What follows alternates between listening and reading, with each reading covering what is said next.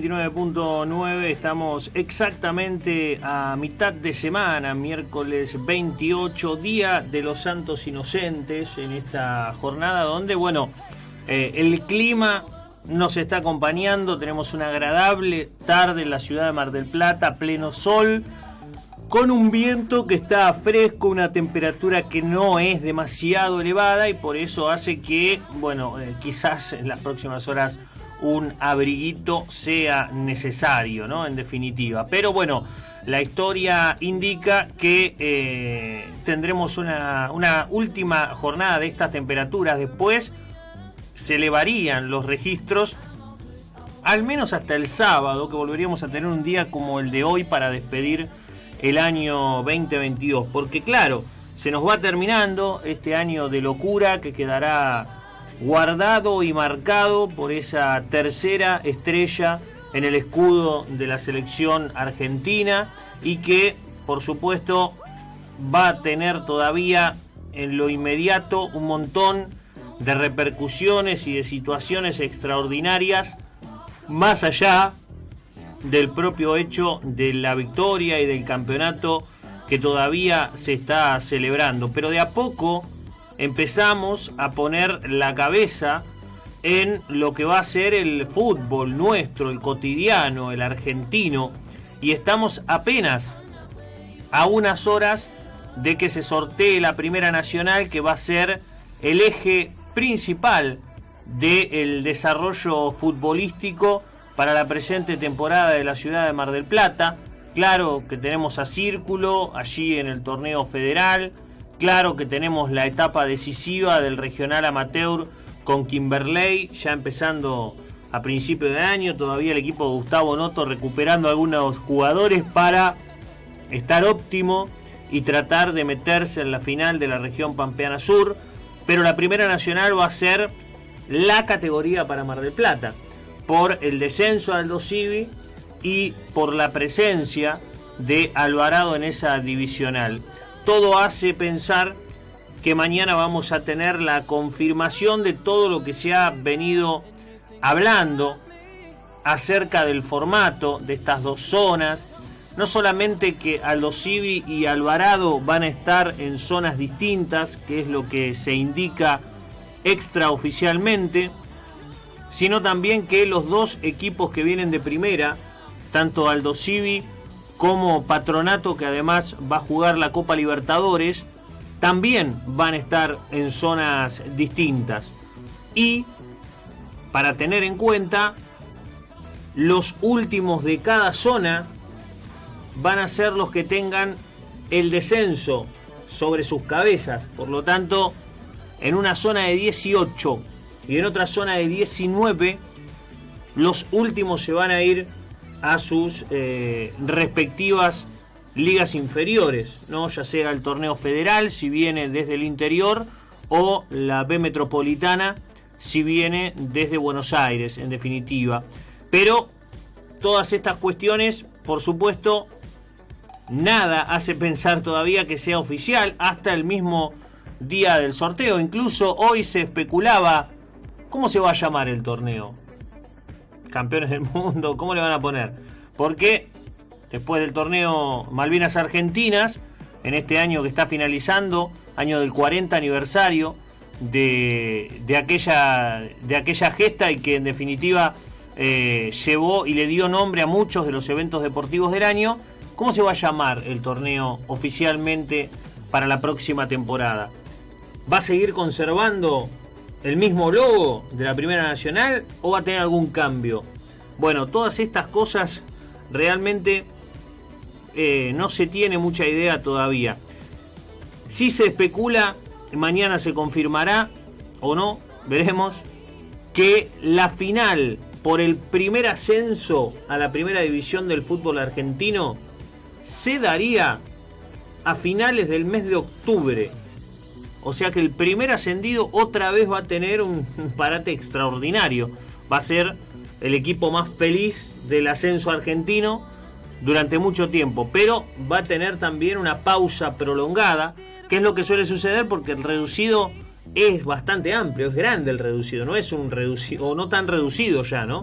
Porque entran una gran cantidad de equipos a eliminarse mano a mano en cada una de las instancias. Ese reducido por el segundo ascenso ocuparía todo el mes de noviembre y parte de diciembre, para ahí sí tener el segundo ascenso a la primera división del fútbol argentino. Esa es la instancia del reducido, la instancia del primer ascenso, casi soñando, diríamos. Es la única, el único lugar donde se encontrarían los equipos de Mar del Plata. Por lo tanto, se tendrían que dar una enorme conjunción de resultados y un montón de cosas.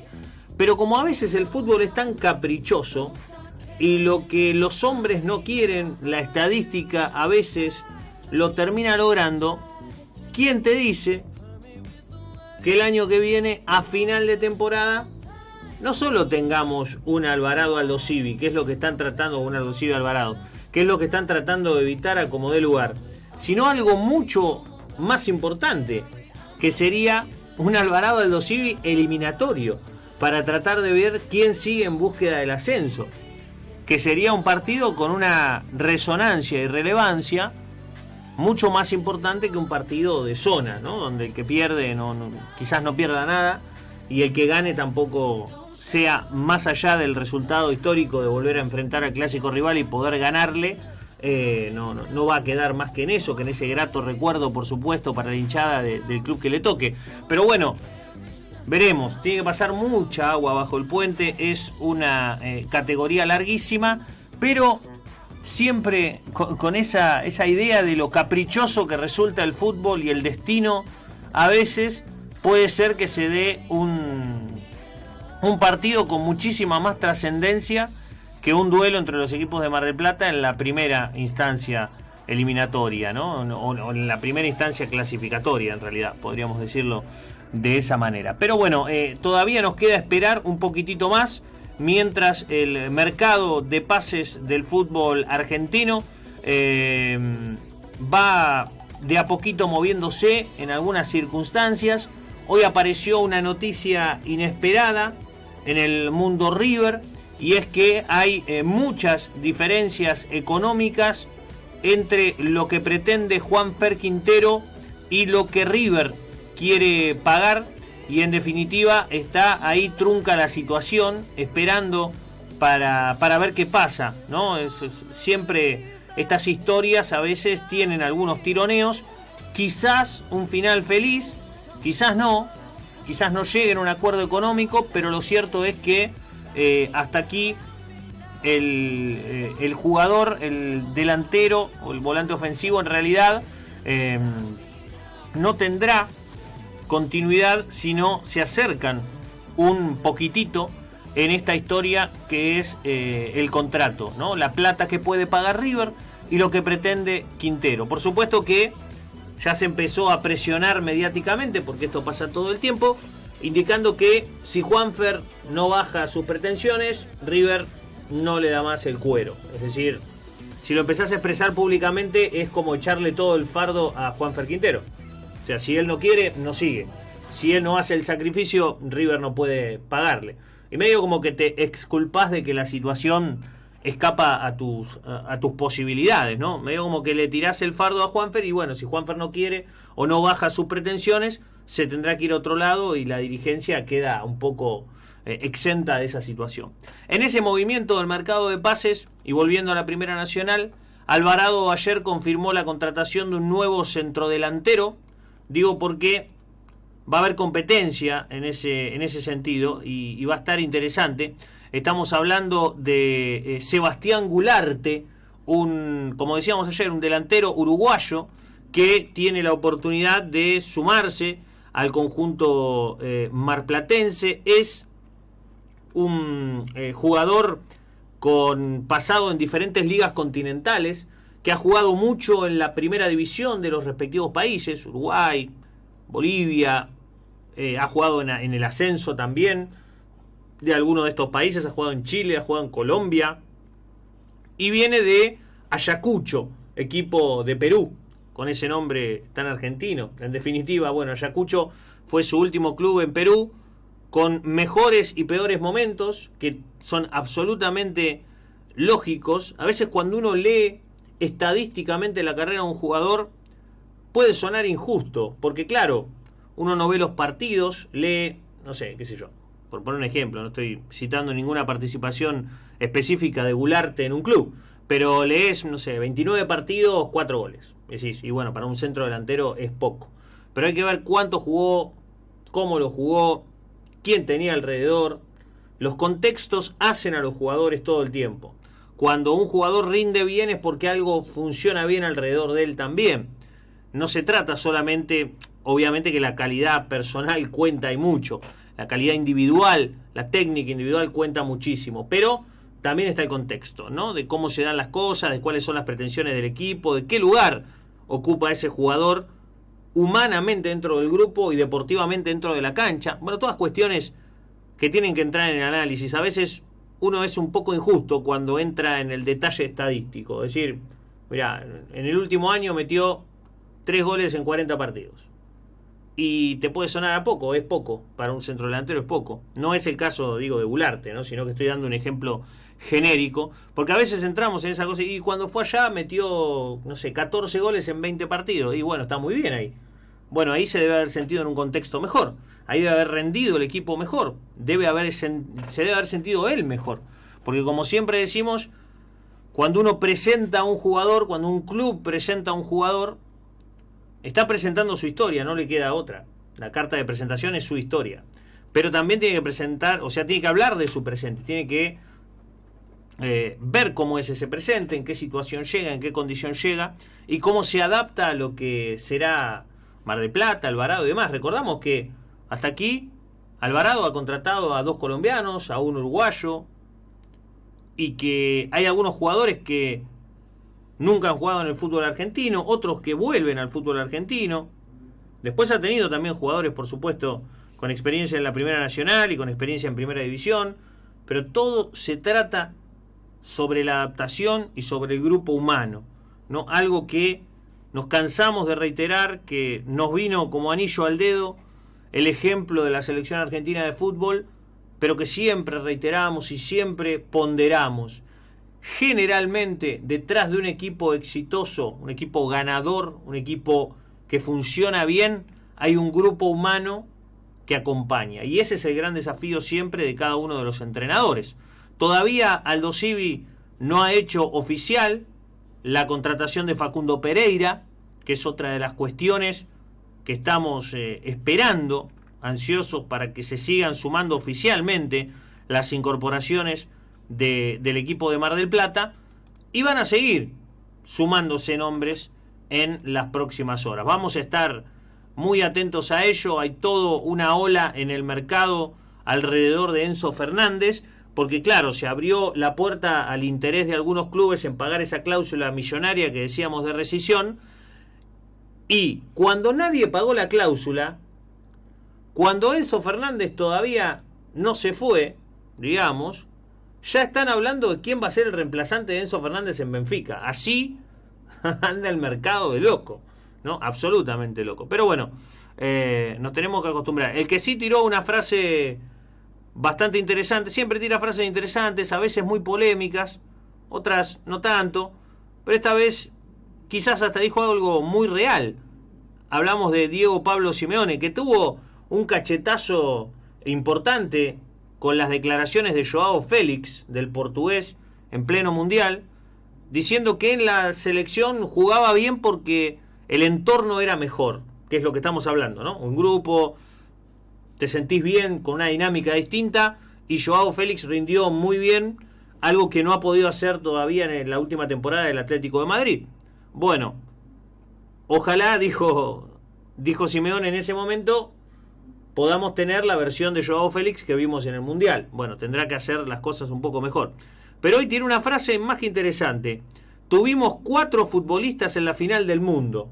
El que falla soy yo, dijo Simeone, evidenciando que los jugadores que tienen su plantel, evidentemente, o la mayoría de ellos, tienen un altísimo nivel, ¿no? Uno de ellos es Rodrigo de Paul, que habitualmente es suplente, además, en el equipo madrileño. Pero es una buena declaración como para hacerse cargo de que las cosas no funcionan, en parte por lo que el entrenador está haciendo con su tarea, ¿no? Está hablando de dos titulares de la selección, como De Paul y como Molina, y de Angelito Correa, y por supuesto del otro lado Antoine Griezmann, ¿no? Que es una de las piezas claves del equipo francés, jugando ya ni siquiera como un delantero, en realidad es un cuarto delantero, se posiciona como volante, defiende como volante, pero ataca como delantero, moviéndose por todo el frente de ataque, un tipo muy inteligente para jugar realmente y que le ha dado muchos dividendos a Francia en esa función durante todo el campeonato. El otro que la recontradescoció ayer y marcó un hecho histórico en la NBA, mirá que la NBA tiene años de historia, años y años de jugadores extraordinarios que han hecho y han llevado marcas extraordinarias, pero lo que hizo Luka Doncic ayer en la victoria de Dallas sobre los New York Knicks en tiempo extra ha sido realmente extraordinario. ¿Qué fue lo que sucedió? Bueno, terminó 126-121 el partido. Su equipo metió 126 puntos. Luka Doncic metió 60 puntos, la mitad de lo que hizo su equipo, y encima le agregó 21 rebotes y 10 asistencias.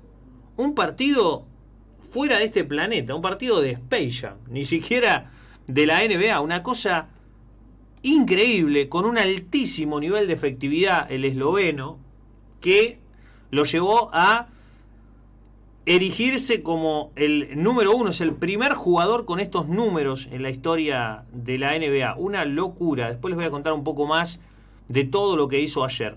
Y un punto que a mí me parece altamente discutible y muy interesante, es un tópico que deberíamos discutir a diario, porque podemos poner en el podio y discutir quién es el mejor entre muchos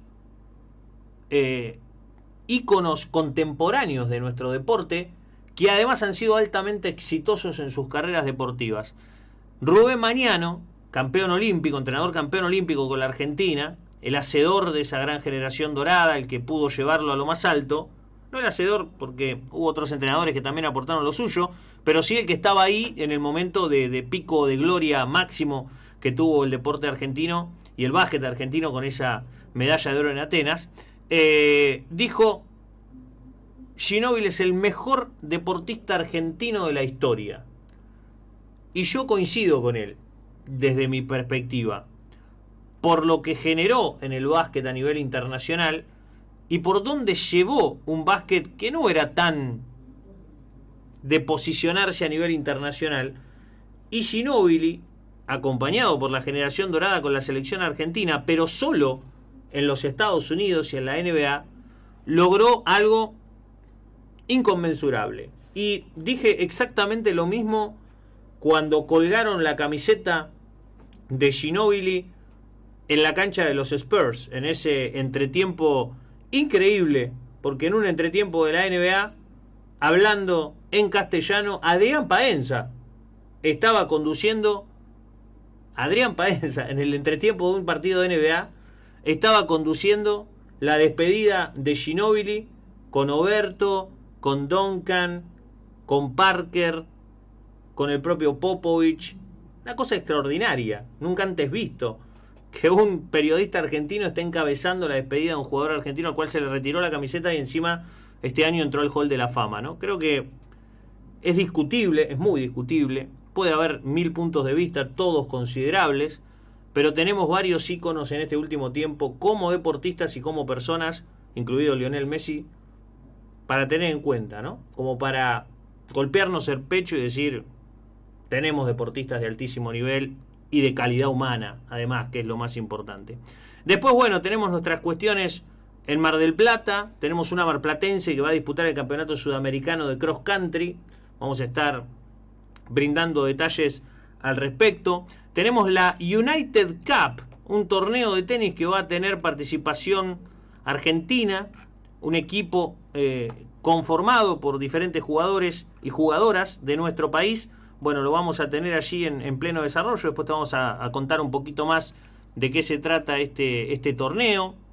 Bueno, varias cuestiones que están vinculadas a lo que está pasando en estos momentos y lo que va a pasar también durante el resto de la semana, de esta última semana del año, para el deporte de nuestra ciudad, ¿no? También tenemos algunas cositas para ir comentando respecto de lo que se viene y demás.